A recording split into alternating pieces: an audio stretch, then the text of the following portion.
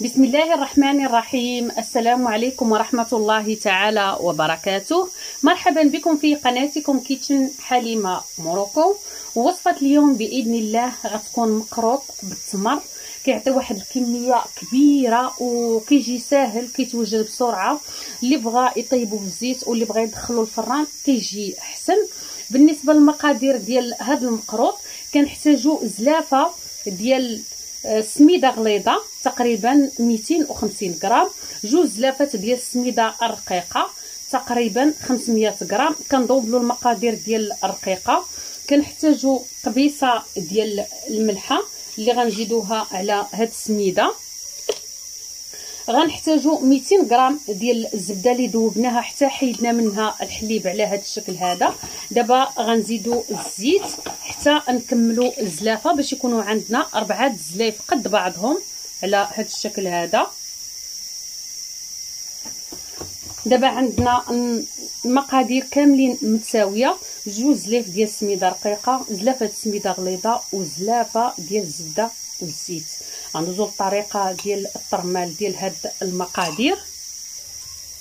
هنا كنديروا السميده رقيقه وغليظه، كنخلطوهم مع بعضهم مع قبيصه ديال الملح.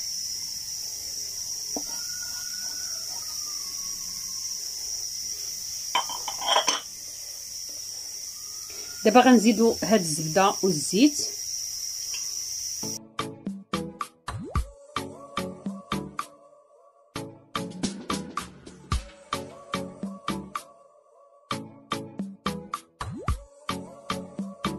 بالنسبه لهاد السميده الرقيقه وغليظه كنبسبسوهم مزيان على هاد الشكل هذا حتى تدخل لينا فيها الزبده والزيت مزيان وتولي لنا كامله مبسبسه.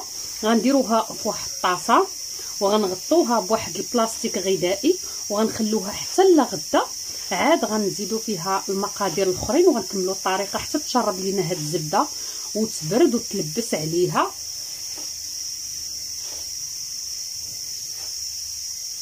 وإلا صايبنا كنا مزروبين بها نصايبوها الصباح، يعني نرملوا هاد السميده الصباح ونكملوا الطريقه حتى العشيه. هي ضروري خصها تبات اولا تبقى حتى العشيه، خصها تاخذ الوقت الكافي باش تلبس لينا بهاد الزبده والزيت.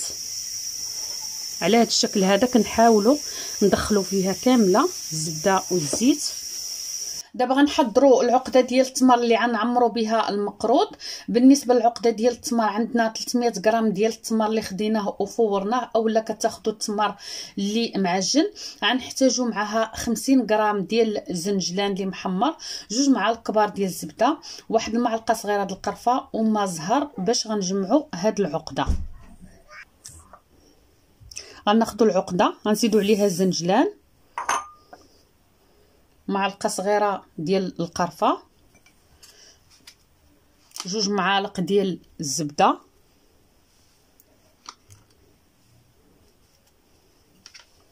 غنديروا شويه د المزهر وغنخلطوا هاد المكونات تنسجم كامله. العقده ديال التمر هي هذه خلطناها مزيان اندمجت لينا العناصر كامله. دابا غنحاولوا نعبروا هاد العقده كركوبات.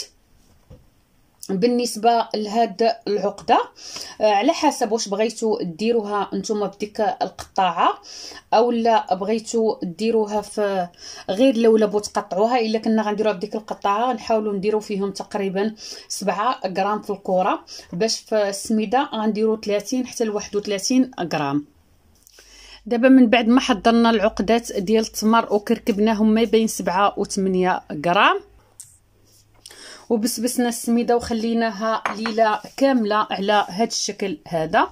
دابا هنا درنا خلطنا كاس ديال الماء وكاس ديال المزهر مع بعضهم تقريبا عطاونا زلافه ما عمرش، هي اللي غنخلطوا بها هاد السميده هذه. وبالنسبه للتخلاط ديالها بحال اللي كنجمعوا الحرشه السميده، بحال اللي كنجمعوا الحرشه ما ندلكوهاش بزاف باش ما تعجنش لينا، غير بحال اللي كنديروا الطريقه ديال الحرشه باش تجمع لينا غير شويه هكذا حتى نجمعوها كامله بهاد الزلافه. فكتولي لنا على هاد الشكل كتجمع لينا. كنديروا واحد الكركوبه ما بين 30 و 31 غرام كنعبروها. هذه عطاتنا 31 غرام كنديرهم عبار واحد كاملين. دابا من بعد ما شكلت واحد الكرات عبار واحد اللي غنستعمل معكم، هذه اللي بقات غنغطوها بواحد البلاستيكه باش ما تنشفش، وإلا نشفت شويه نزيدوا فيها شويه د الماء وما زهر. هذا هما الكريكبات ديال التمر اللي خديت عبار واحد حتى هما، غنخليوهم على جنب وغنبداو الطريقه. كناخذوا هنايا كناخذوا السميده كنديروا فيها واحد الحفيره في الوسط على هذا الشكل، وكنجيبوا التمر كندخلوه هنا كنسدوا عليه بالسميده لداخل على هذا الشكل هذا، كنعاودوا نشكلوها.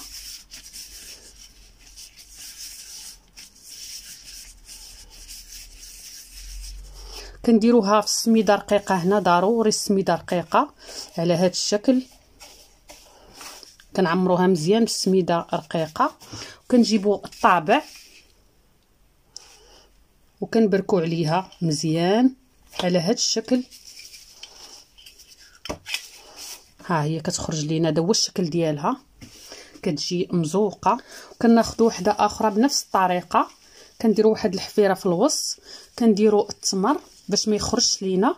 واخا حنا راه غنطيبوهم في الفران ما غنقلوهمش، لان ديال القلي هما اللي كيخرج لهم التمر بزاف، حيت سميتهم حيت التمر راه كيتنفخ لينا. كنمرمدوها مزيان، هي في الفران حسن من القلي.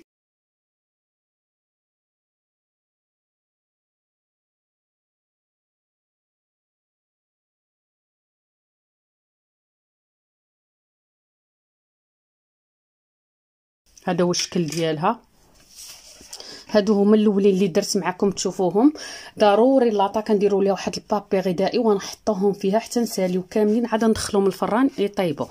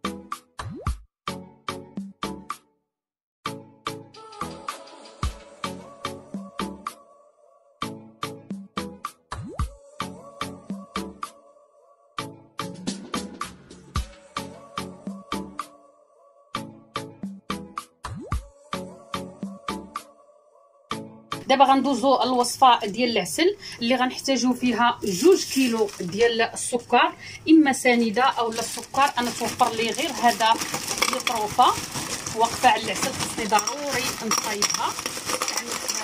استعملت هذا، الا استعملتو حتى السنيده ففحال كنحتاجو 2 كيلو. غنزيدو عليها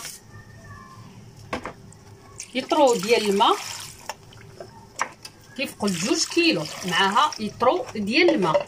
كنحتاجو ليمون شرائح، ليمونه كنقطعوها شرائح على هذا الشكل، وهاد الشرائح كنحتفظوا بهم، كنحتاجوهم معسلين.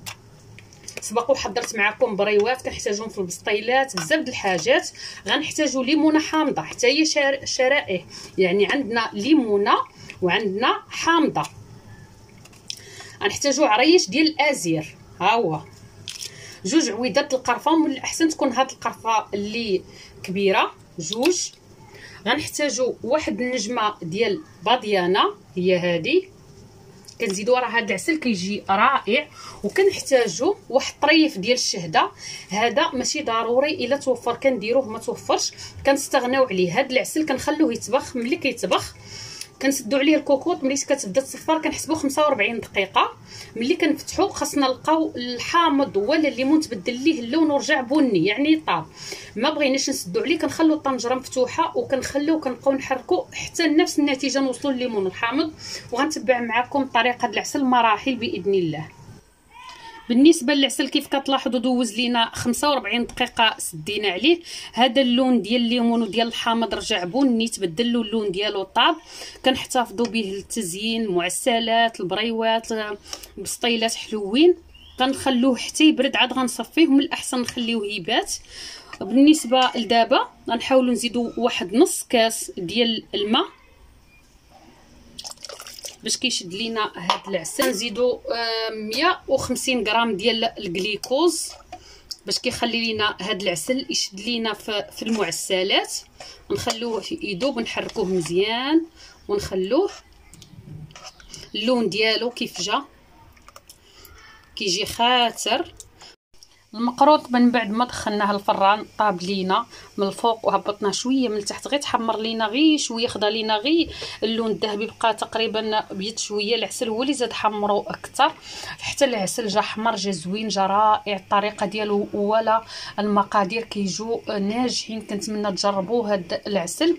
وهذا المقروط حتى هو ما كيعطيش كميه كبيره، عطاني غير هاد شويه. هذا تقدروا ديروه وتعاودوه باش يبقى لكم زوين وطري. كنتمنى بان مقادير هذا العسل وهذا المقروط يعجبوكم وتجربوهم وتشاركوهم مع العائله والاصدقاء ديالكم. ايضا تشاركوهم في مواقع التواصل الاجتماعي لدعمي وتشجيعي. ما تنسوش ايضا لايك واشتراك والجرس ليصلكم جديد الوصفات. وشكرا لكم جميعا على الدعم والتشجيع، والى وصفه اخرى باذن الله وبالصحه والراحه.